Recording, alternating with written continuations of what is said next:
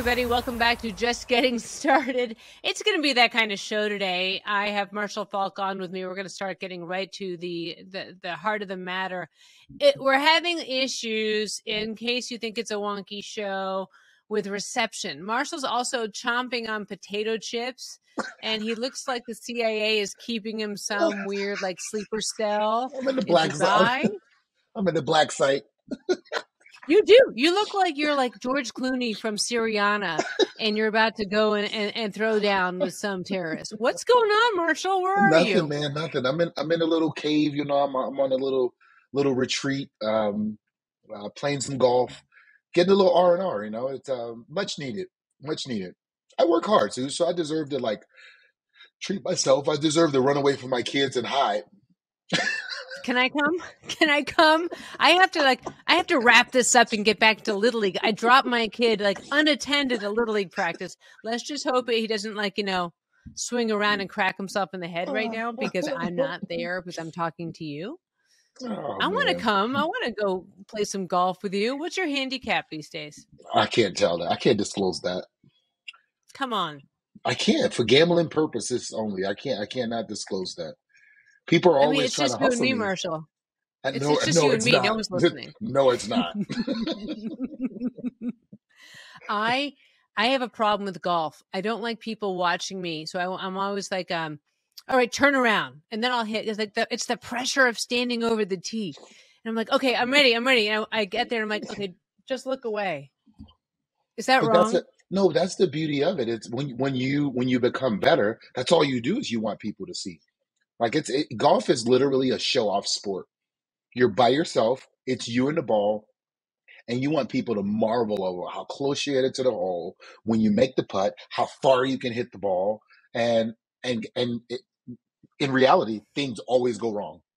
Always go wrong. And then why do so many people look so insane playing golf? If it's a look at me, some of the guys out there, some of the pros, beer guts. I mean, let's face it. Like, you want to look at me? Maybe take a lap. You know what? It's changed. That used to be like the dynamic of golf. But if you look at a lot of the younger guys, like from Tiger on down, like athletes are playing golf now.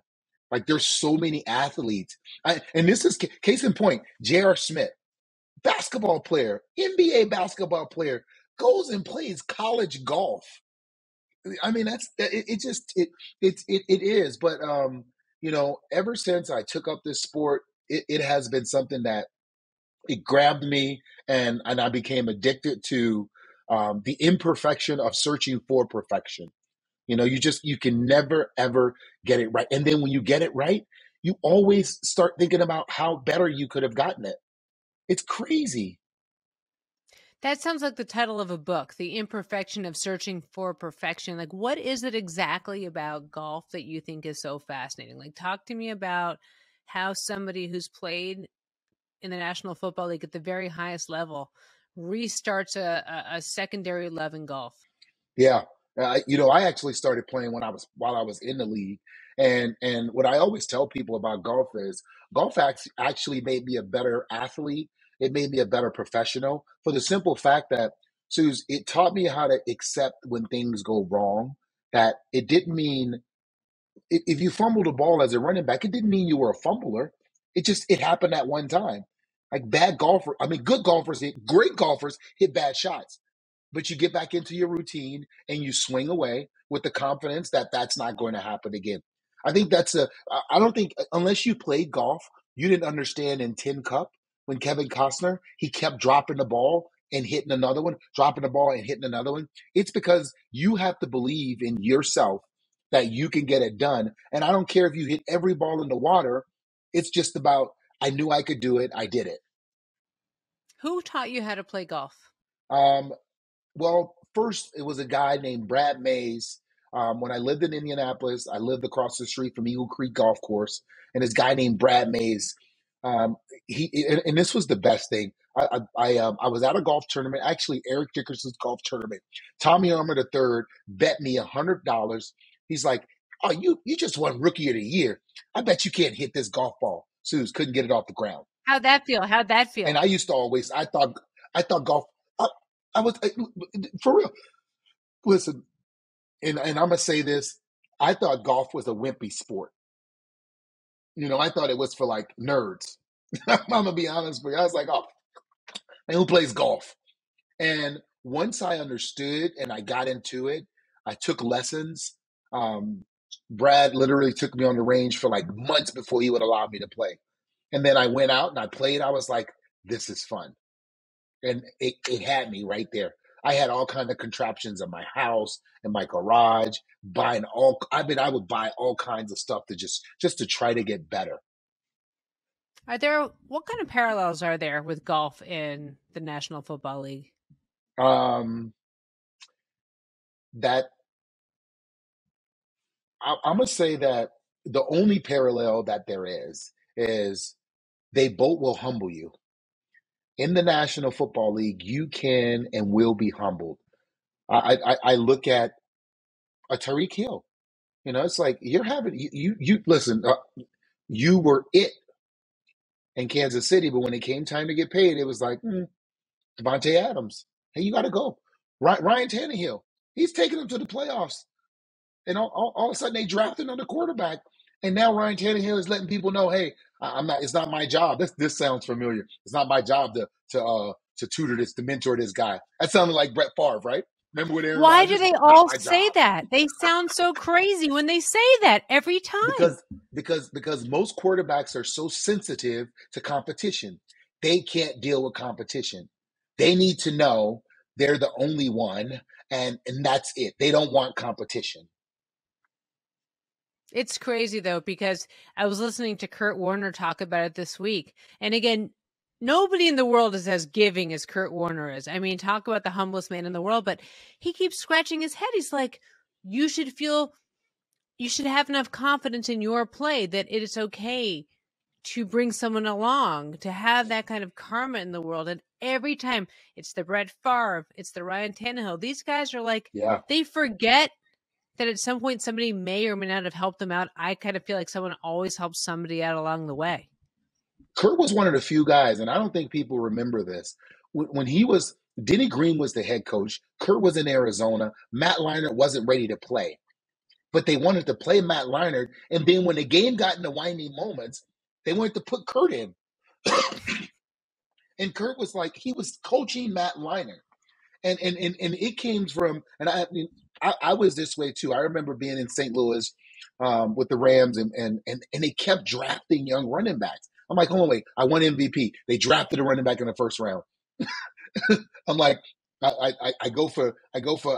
break the most yards record, total yards from scrimmage. They draft another running back in the first round, and they keep drafting running. I'm like, wow. And finally, I was just like, listen. I remember having this conversation with Steven Jackson. I'm going to teach you everything I know. If you can beat me out for the position, then you're going to make the team better. So I'm going to show you how I study, how I prepare, and how I do everything to get ready for games. It's so crazy. Leslie Visser, when I was her intern, she always said to me, it's your job to help somebody along the way, the same way that I'm going to help you. And she said, if you feel good enough about your job, then you should feel good enough about helping somebody else out. And funnily enough, Lindsay Rhodes, was coming up when I was at Fox Sports. I wasn't going to be like, no way, she's cute and young and blonde. I was like, the more the merrier. And it's the, I was going to say it. It's like, can I say it? It's like, it's the bitches that won't bring somebody up along with them because they're too threatened. And then I've got no space for that. I think that's exhausting. So it's everybody's not that giving, and everybody is not that confident in themselves to believe that if I tell you my secrets and then beat you out, now what? Yeah. It's like, no. I don't want you to know what I know. And, that's not true competition. But it is what it is. And quarterbacks are, they get paid a lot of money to be that way. A lot of money to be that way. I wish I had gotten quarterback money. I could really do some pretty things with that. I'm just saying. All right. The reason why you're great for this podcast is, well, myriad reasons. Number one, you've already told us about when you got started playing golf. And I want to know what your favorite golf course is. I should probably ask you that right off the bat. What's your favorite golf course? The favorite golf course that I've played is Augusta. I got a chance to play Augusta on 2 occasions, and the nostalgia of being there. And Suze, I'm gonna be honest with you.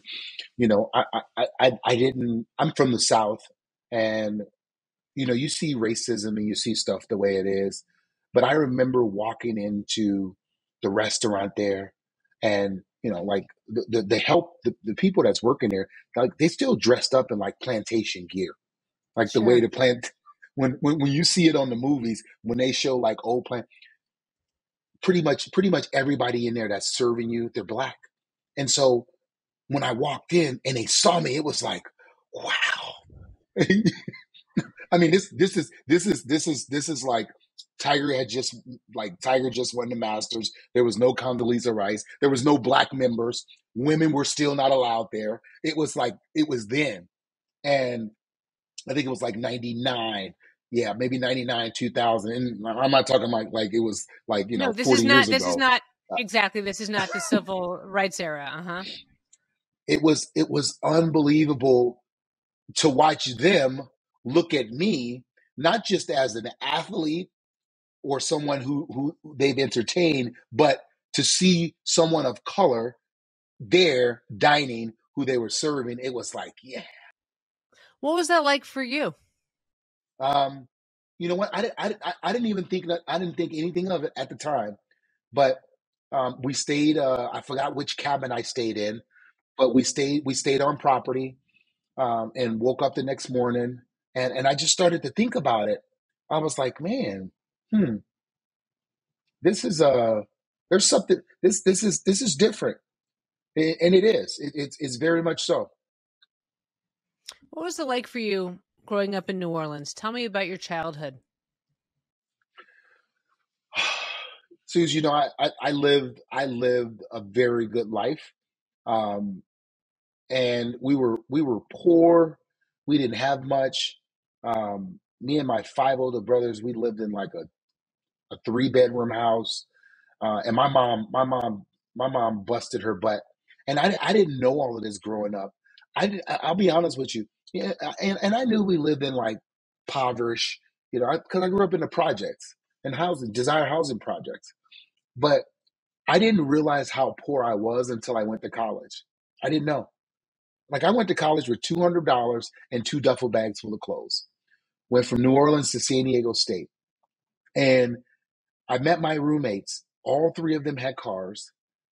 They were getting allowance every month from their family. It was just, I was like, hold on, wait, I grew up different. I didn't know. So when I think about it, I was loved.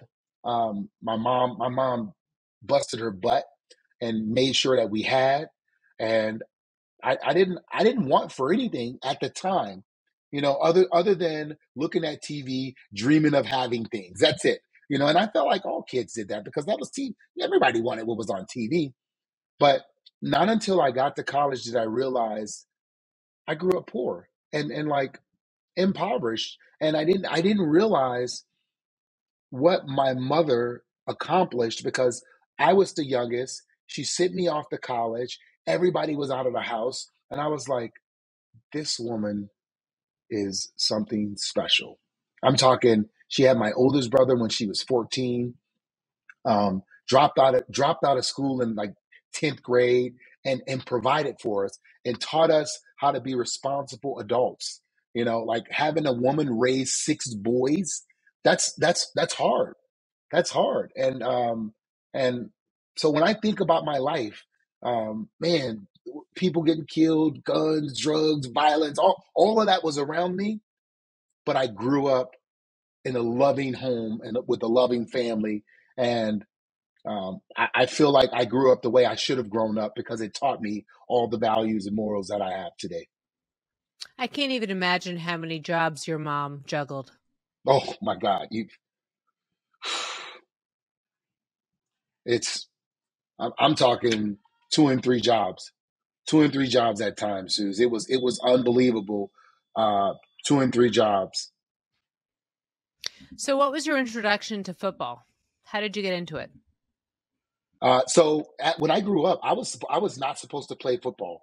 My mom would not allow me to play football, and And when I was younger, we couldn't play. We weren't. I wasn't allowed to play. And my brothers, I had to sneak and play football. And I remember when my mom heard that I was playing football, she came. She told me this was the rule. She said, "Okay, you can play, but you can't get hurt. And if I'm ever at a game, I need you to never lay on the field and be hurt. If you do, and I have to come down there, I'm whipping your ass." So it wasn't bad enough that you might be hurt on the field. You were going to get a whooping if you got up too. I got a broken arm. She gonna whip me. So maybe that's why you were so good. Maybe that's why you're so able to dodge the tacklers, because you were afraid of your mama. I was not getting hurt. Suzy, I never had to get carried off a field. A cart or nothing never had to come and get me, ever. That never happened. Why do you think, Marshall? I don't know. I do know. I remember the deal that we made. Like my mom would literally come to games just to watch, to see me get up. Like she get tackled, she'd be like, "Get up, get up, get up." And I remember having a conversation with her. It was she couldn't stand people hitting me and tackling me. Suzy's one time, my mom saw Warren Sapp. I think we were at the Pro Bowl, and we had just beat the Bucs, and I took my mom to the Pro Bowl, and my mom saw him in the elevator, and he saw me with my mom, and then he introduced himself, and my mom, "I know who you are. You picked my baby up and you slammed him." And can't you see Warren with the eyes like this? And he must have been like, I can almost hear his response. No, mama. What did he say? No, mama. He was like, "No, mama. No, your son and I, we're good friends." Oh my God, that is so amazing. I can only imagine his response, by the way. Oh, yeah. Yeah, Sapp remembers that time too, man. When did you know that you were special on the field? Not until I got to college. Not until I got to college did I realize I was different. When I was in high school, I played so many different positions, and my team, we sucked. I played on such a bad team in high school. I mean, it was just we were not that good, and my coach moved me around, and I didn't know until I got to college. And when I got to college and I got to just play running back, calling my coach, I was like, I was telling him how much fun I had. He said, "I knew you would have fun. I knew you would have fun. I knew you would have fun, but I just had to teach you the game of football." How did you get recruited by San Diego State then if your team was hot garbage? Team was hot garbage. The recruiter who came to see, we were playing our rival, and they had a receiver, guy named Ray Peterson, who was like blue chip guy, really good receiver. And I played corner, and he came to see him. And at our game, when we played them, I had like the game of 2 interceptions, took one back for a touchdown, threw for a touchdown, rushed for a touchdown, caught for a touchdown. And he just was like, he went back to his, like, hey, Curtis Johnson, he went back to the head coach and was like, "Hey, look, Ray Peterson is good and we can recruit him, but we have to take a look at this guy." And so I took a trip. It was like, I wanted to go to California. I was like, I got a chance to go to California. Didn't want to go to Cal. None of the schools up north, because I went to play football in warm weather. I don't know why people go to college somewhere where it's cold. It makes no sense to me. Or play football in the cold. It makes no sense to me if you don't have to. Oh my God, so I was it's great. Say it again. It's great. It's great. Says the woman who lives in Los Angeles. Says the woman who lives in Los Angeles. Yep. Mm-hmm. Yep. I'm sorry, let me just turn down the 80 degrees outside, right? I'm like, who am I kidding? All right, keep going. Fine. Yes. Don't call my ass out. This is my podcast, damn it. Oh man. So I took, and at the time, the gang stuff and and like the Rodney King stuff was going on in LA. So that was out. San Diego State. I was like, all right, cool. I'll take a trip there. Man, when I flew there and I went to school and I walked on campus and I was just like, wow, this is awesome. And you grew up in the South, it's black and white. It's black and white. And like now you get to see this melting pot. You know, I didn't know much. I didn't know much more than, my community and my neighborhood, my environment. I wasn't traveled. And that's all I thought.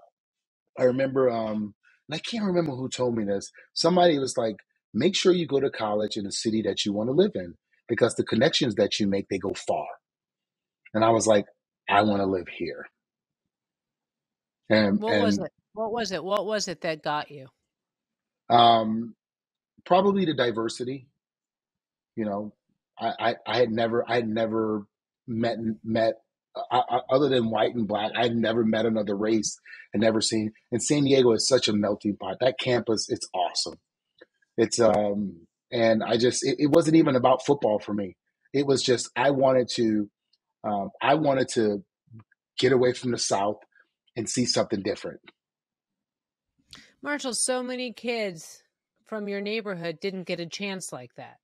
I know. They didn't get a chance to leave. I know. What do you think would have happened to you if you didn't have football? Oh man, that's a good question. I know myself, and I know what had been instilled in me.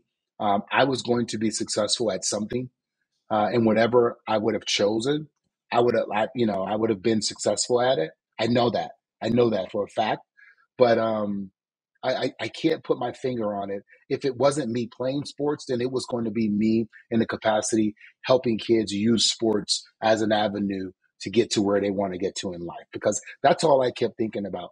This scholarship is going to give me an opportunity to get a college education and change my family's flight in life. It's funny. Michael Irvin was on a couple weeks ago, and he talked about when he was born, his mother said to him, "You are going to be the one that's going to change my life. You're going to be the one that takes care of our family." And that's also a lot of pressure to be that person who gets out. What was that like for you? Yeah. Suze, for me, that wasn't the case because I was the youngest. And when I left, my mom was like, enjoy and live your life. When I chose to go to San Diego State, she was like, that's far, but I want you to do what's best for you. Make the decision that's best for you. And I literally had no pressure on me. The pressure really was, I went to school with $200 and 2 duffel bags full of clothes. I couldn't get back home. Yeah. I couldn't afford to go. I couldn't afford to go back home. The pressure was I had to make it. In a sense, it wasn't for my family. It was for me. Because what was the alternative? You didn't have one. I didn't have one. Literally, even if I was like, I want to go home, I couldn't afford to. I love talking to you about how you see a football field. I don't think everybody gets to understand that. So as your play developed, what was it like for you? And can you walk us through?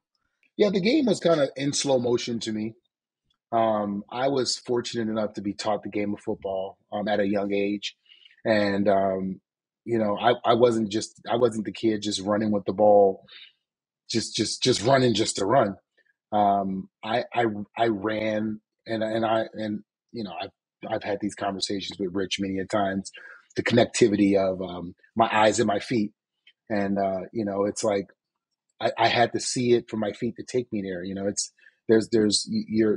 People always say your feet can't take you anywhere your eyes don't see, and you have to be able to see it in order to get there. And so I studied the game. I studied other running backs. I studied just tendencies and everything about the game because I love football. And so the game moves very slow for me. The chess match, I figure it out pretty early. And sometimes I can remember forcing myself to play the game instead of think the game too much, because you can overthink the game sometimes. But for me, I was always able to get out of my way and still play it and not overthink it, but yet be mindful of everything that was going on around me. And plus, so many running backs just hate getting hit so much. You used that to me one time. You're like, it hurts. It does, Suze. The idea. I remember I think it was Gene Huey. He asked me like, well, why do you run out of bounds? I was like, because I don't want to get hit. If I can gain yards and run out of bounds and they can't hit me, do you understand how mad they are? Somebody's going to blow an assignment because they want to hit me, and I'm not going to take hits that I don't need to take. How cheeky were you when you played? Oh my God. I was a nice guy, Suze. I was a nice guy. I didn't smack talk. I was nice to my opponents. Really? Did that piss them off more, or were you really Yes. Come on. No. Come on. I only got into it with like two people. I remember the first time I played the Chargers, and I went back to San Diego, and I was playing in the stadium because we shared the stadium with the Chargers, and I was like talking smack like this is my house, and Junior say I wasn't having it. Junior say I wasn't having it, so he and we're good friends. Like we kick it during the off season and we train during the off season, but he wasn't having it. So he and we got into a little shoving match, and then oh man, who's the other guy? I can't think his name. Me and this we would get into it all the time, every time we played him because he was always like taking shots at people's knees, and I just couldn't stand that. But other than that, I killed him with kindness, like literally, like thank you. I appreciate you letting me get by you. I got this. Hey, it's okay. Don't worry. I do that to everybody. It's fine. Don't take it hard on yourself. So that's like smack talk 2.0, because that's like some But that's not psychological smack stuff. talk. Yes, that's a little psychological. That's fact talk. Fact talk. I'm sorry I got past you. I do that to everybody. That is nasty. Okay. That is nasty, cold stuff. These are true. This is the truth. This is the truth. Truth hurts, doesn't it? But, yeah. Right. But I wanted him to know, like this is, you're not the original one. I've done this to many people. But again, that's nasty. Like I love that. That's like some next level, dark, twisty psychological stuff. It's because you know why? It's funny. Leslie Visser always says that if you're swearing, it's because you're too lazy to think of a better word. And the truth is that it's a version of that because you're killing them with kindness. So they're like saying, thank you. Wait a minute. Where'd you go? Like, then they realize a second later what you said to them. They're like, that's cold. Mm-hmm. Yep. I'm just telling them the truth. That's it. It had to have felt so amazing to feel that good about your play and about who you were as a player. Yeah. I remember as I got older and I wasn't as effective, how I didn't feel the same about playing the game. You want to be effective, and being out there and not being effective after you've done it for so long and you've done it a certain way, it wasn't as fun. I used to always tell my coach, he would say, hey, this guy, I was like, I'm not worried about the first guy. He won't touch me. It's the next guy I'm worried about. And when I was not able to do that, it was just different. It was different. That's literally when I knew I had to retire. I remember my last year. It was like I made a move. Guy shoestring tackled me. I made a move. I barely got by, but he tackled me. I was like, oh man, I almost got him. And then I started to look at the film and I was like, I lost it. Yeah. I was like, I lost it. It's gone. How hard was that, Marshall? Was that how hard? I mean, was that? you know it's coming. You know it's coming. You know it. But the reality is, you accept it. And I mean, I accepted it. I got it. I listen. I remember being second, third year playing against 10-year vets, and they were like, it was, and I was like, oh, you're gonna have a long day today. I remember being that guy. and it's the way the game goes, but I knew, could I have played maybe 2-3 more years? Of course, but I couldn't imagine being out there without my stuff. That's it's like you have this body armor, and then all of a sudden you're just a normal human being. That's not fun. No. So many athletes have such a hard time walking away, though, Marshall. What was it like for you when you said, I'm done, I'm through it, and you walked out of that locker room for the last time? I literally cried because I knew it. My last game, it was the last game of the season. I was only playing third down. Steven Jackson had a hamstring injury. We had two young running backs that was like backing him up as running backs. I only played third down, and if Steven, like when Steven couldn't play, if those two young guys had to go play, they probably wouldn't have been in the league any longer because they would have got exposed for being young. And last game of the season, you could end up getting cut and not making it next year. And so what I did was I said, Coach, I said, Coach, let me start and play most of the game, and they can back me up.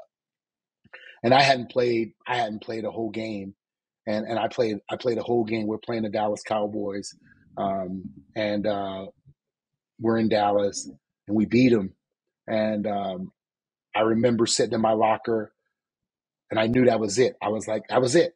I was sitting there, and I just cried. I was crying. I went, got in the shower. I was emotional about it because I was like, I knew. I was like, this is it. And I knew I wanted to do television. I kind of knew what I wanted to do. I had started working when I went to St. Louis. I started doing TV. I started preparing for life after football before life after football was ready for me. And so it was an easier transition for me in a sense because I knew what I wanted to do. I wasn't just a football player. And I knew I was more than that in a sense of business and everything else. There was more to me than just the guy that people saw running up and down the field with a uniform and number 28 on. So I missed it. First year out was it was just like, I thank God for Rich and Mooch and Dion and Michael and Rod and the team that we formed, the bond that we had, because, it became kind of our locker room in a sense, because you miss it. There's nothing like it. And when you walk away from it, there's no senior league. There's no, you can't go play a pickup game of football. It just doesn't work like that. What do you think? It's so funny you say that there's no pickup league, there's no senior league. It's so true. You can't just call a bunch of guys and say, let's put on pads and go play. So many of the guys that I know, especially NBA players, they still play in pickup games. So how do you find a rush after you retire from football?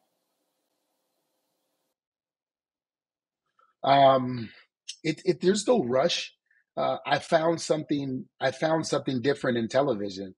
The challenge to become great at telling people what they were seeing and why they were seeing it, and how to differentiate myself from every other analyst. I really dove into it.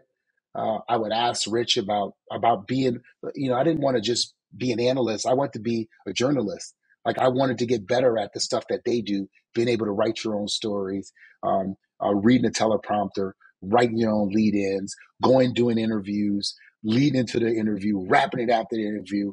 I wanted to do it all. Like I wanted to fall on my face and get better and in front of people and have people see my growth and what I was doing. So that became the challenge, and it served its purpose for what I wanted and what I needed in life. And yet again, you're starting again, because I always laugh. You've got like 15,000 companies, but how did you then decide to go into business? It's true. You're always telling me, I got this one, I've got that one, and my head is spinning. How did you turn into a businessman once you realized that you had interest that went in a different direction? Because the whole point of this podcast is to try to help people figure a way to find their own success. So how are you able to then turn and say, I'm not done, I want to do more? because that's just me. It's not how you, it's just that you do it. Like, that's what I wanted to do. I didn't want to just own a piece of a business. I want to learn about the business. The same way I know football, when I get involved in businesses, I study and learn about the businesses. I really dive into it because, I mean, what's the sense in just making money off of something without understanding what you're making money with or who you're making money with? And I just, I think it served its purpose for me in a sense that, um, everything that I've succeeded in business and everything that I've failed in business, I knew exactly what I was doing and what was going on. I don't have a story of, hey, somebody stole money or somebody put me in a bad deal. No, I did the research. I took the gamble. I lost. I did the research. I took the gamble. I won. That's always the case for me. I'm well informed about the things that I do, and when I do them, how I do them. It's much easier to take a chance when you know what you're talking about, because you're not walking into something blind. Yeah, yeah. Here's the thing. I'm always asking people, and people always want to know best case. I'm like, worst case scenario. Give it to me. What's the worst case scenario? So I know. So I understand what I have to lose. That's so crazy. I never thought about it that way. I mean, I like to be overeducated. When I did football, I needed to know about every single player on the roster just in case. And that was like my security blanket going into a game, making sure I knew every name down. I always wanted a worst case scenario, because you know how it is when you're out there and they're coming to you and you have to tap dance, you got to say something. And especially, Yep. for me as a woman, you couldn't make a mistake, right? Or else you're immediately an No. idiot. Yeah. What didn't you do that you wish you had done? What's on your list Um, of things that you... Suze, I'm serious. I don't have a list like that exists. If tomorrow I wake up and I'm like, I wish I did, I just go do it. I'm like, I'm gonna do it. That's literally it. Like, I don't have that list. I'm fortunate enough, I'm blessed in life that, if there's something that I want to do, I just go do it. If I have a desire, I just I go do it. There's no, I don't have that list. See, that's one of the reasons why I love talking to you. I mean, you're the perfect example of an absolute success story. You didn't grow up on third base. You didn't grow up going through private schools and what have you. You figured a way to make something out of everything. And I think that's just incredibly inspirational. Well, I think to a degree, if people take the mentality of of making something out of whatever they are, wherever you are at in life, make something of it. Don't waste the time complaining, um, coming up with excuses. It's a waste of time comparing yourself to other people, worried about what other people have based on what you have. All that's a waste of time. Make something of wherever you are at right now. Better yourself.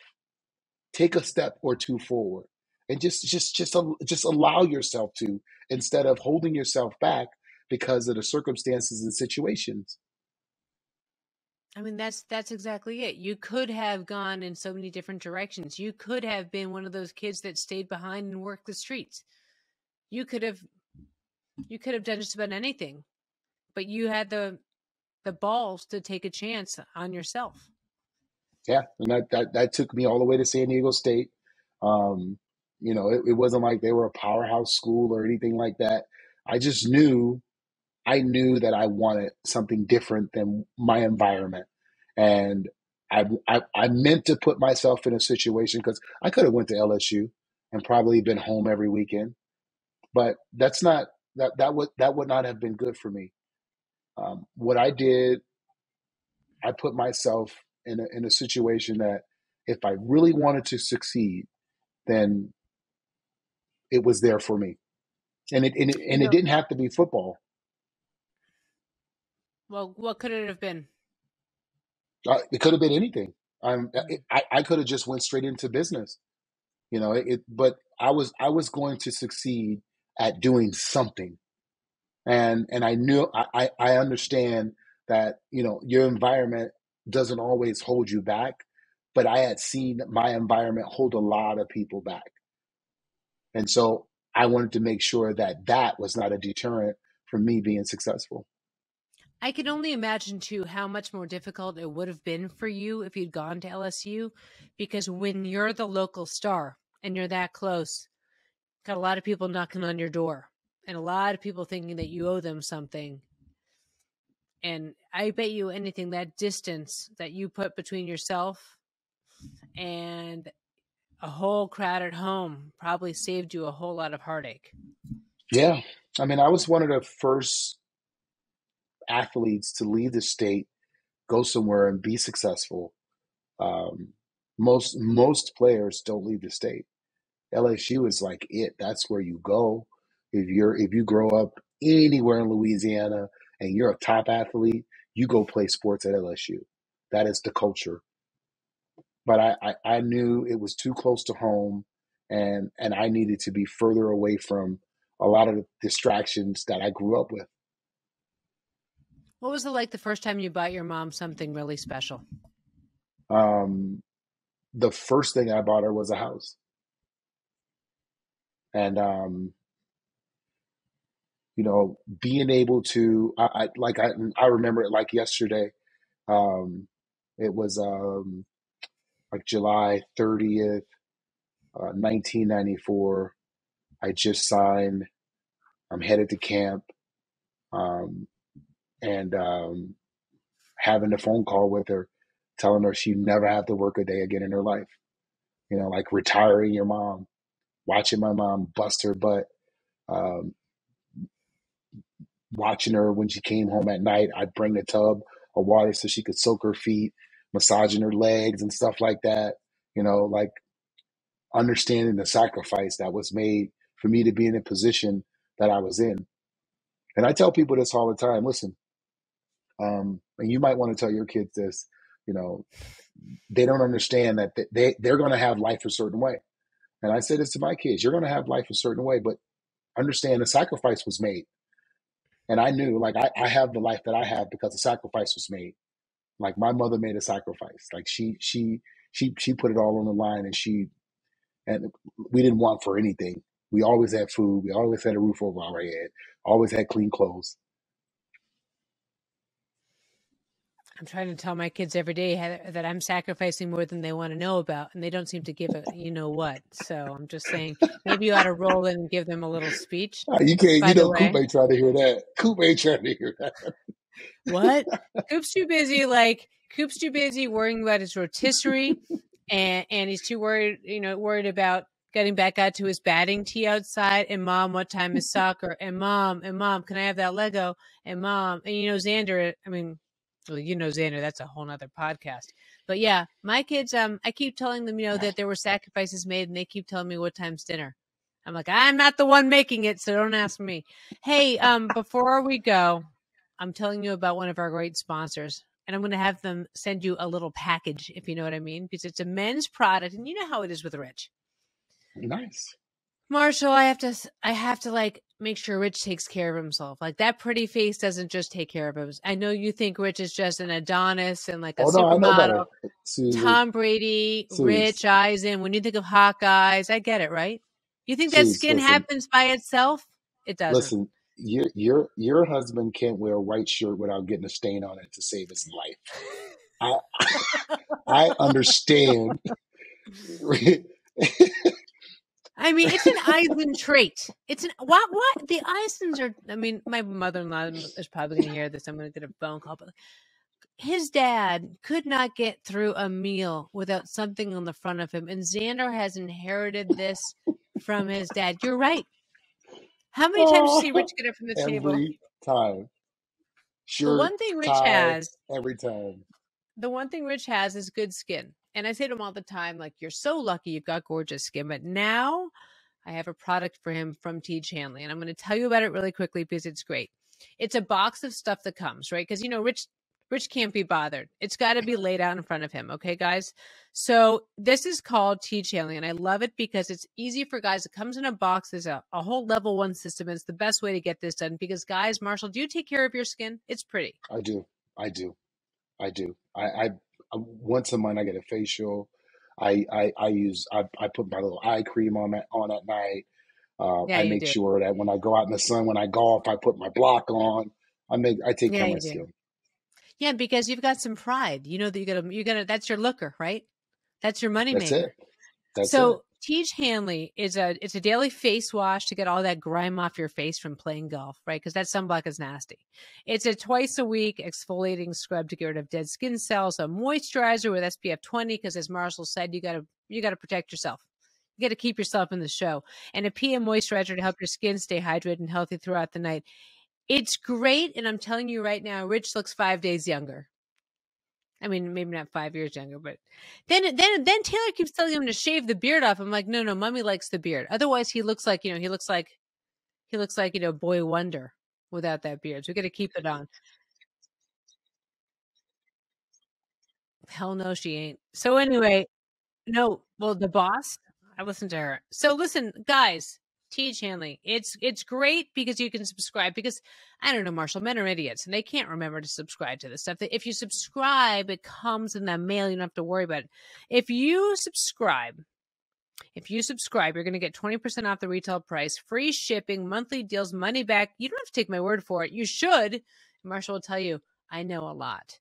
So take my word for it. But if you really want to do some research, go to Teach Hanley and they will check it out. It'll tell you about all their 5-star reviews. And because Teach Hanley is sponsoring today's episode of Just Getting Started, they're offering you a sweet deal. Just go to teach.com/started. You'll get 30% off your first box plus a free gift. That's TEIGE.com/started. It's an amazing deal. And I'm getting that for you, Marshall. What is it like when you're at the bottom of a pile of, I get myself, I get claustrophobic looking at sometimes you guys who are running with the ball and you got the rock and you got 5 or 6 300-pound guys falling on top of you. What is that like? Well, not fun. Not fun at all. Not fun at all. You're literally down there like, get up. Okay, come. Literally.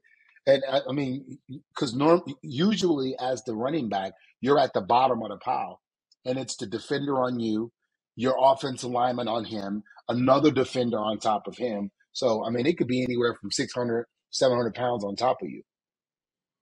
Were you ever scared? Well, yeah, that's why I ain't let him tackle me all the time. That's why you run fast. When you run scared, you run faster. Because you don't want 700 pounds of man on top of you. No, thank you. That's it. But guess what? Sometimes you understand what you're about to endure, and everybody's not built for it. And when they call the plays, when people that when they don't know football and they're like, why do they just keep running straight into the line of scrimmage? Well, because sometimes you have to. You just have to. I mean, I think that's such an astute thing to ask is, well, why do they? Sometimes football does seem ridiculous. It's that whole 3 yards in the cloud of dust thing. Yeah. And well, it's not that. You have to test and make sure that a defense can stop the basic stuff. They have to if they can't stop the direct line to the goal line, then why try anything else? So you have to test it out. What was the very best moment that you had when you played? The very best moment. So let's say non-playing. Non-playing very best moment was being drafted, like hearing your name called, understanding how lucky you are, and sports is unique. Well, back then, now it's just it's wide open.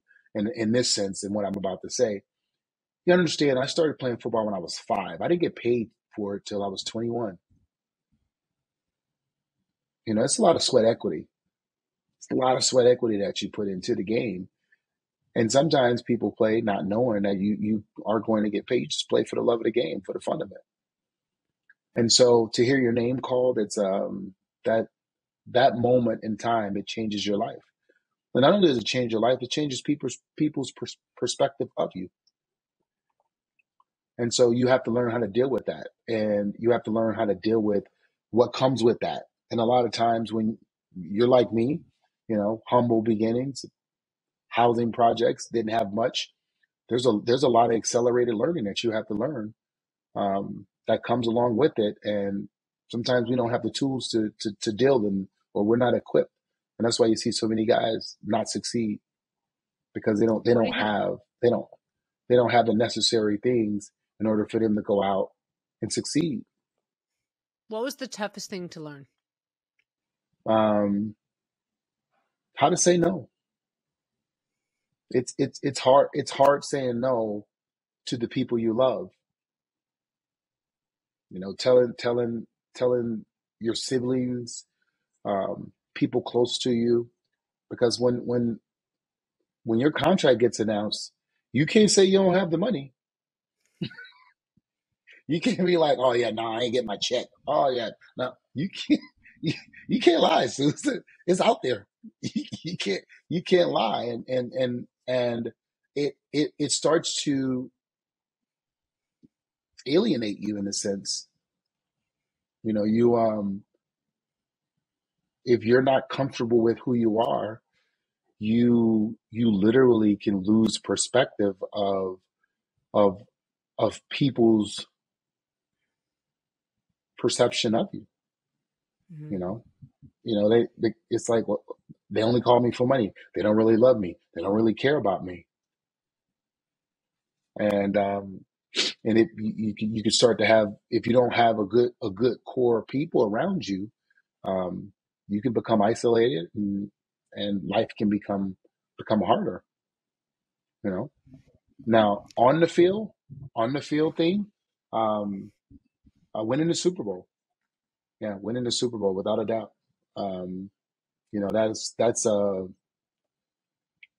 That is the greatest feeling, that you can have.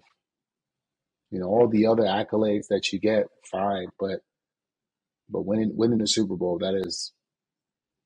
And then post, it's Hall of Fame. Hearing when you are, and I say this because most guys don't grow up a fan of the game. Their mom or their dad or their uncle or brother made them play. But I'm a football junkie. I love the game, and I've told the story many a times. The only way I could get to see the game was being a vendor, selling popcorn in the Superdome, and that's the only way I could watch the games.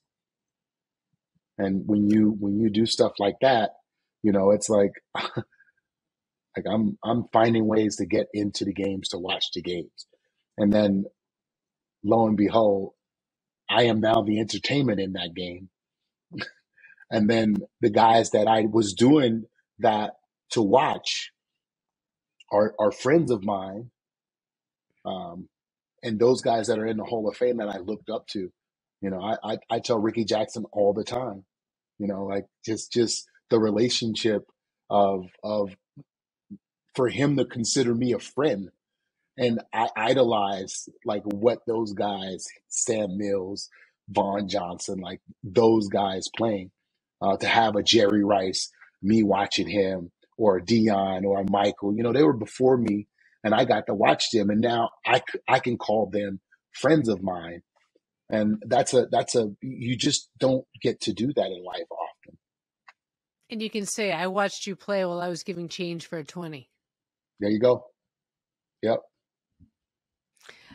We'll leave you with this one last question. What's your best advice for people who are just getting started and who are trying to find a new path out there for themselves? Find something that not only makes you money, but make you happy. Find something that you will do because it's what you want to do, not what you have to do. The things you get to do because you want to do, you will do and become successful and you will have all the money you need because you enjoy what you do. And you're not afraid of taking chances. That's it. Can't be afraid of taking chances. Marshall, I love you. Thank you for coming Love on. you, Just getting Suze. started. All good. Thanks for having me. Until next time. Until next time, and I think you owe me a dinner anyway.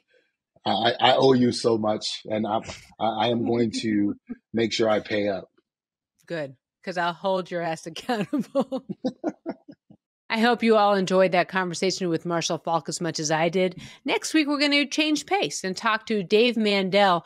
He was the executive producer and showrunner for Veep. He was an executive producer and director of Seinfeld and Curb Your Enthusiasm. He has written some of the funniest shows on television. Up next, he's finishing a special called Watergate, on Watergate for HBO. And He's got great stories, guys. All those great stories from behind the scenes of Seinfeld and Curb and Veep, and I can't wait to share them all with you here on Just Getting Started. See you next week.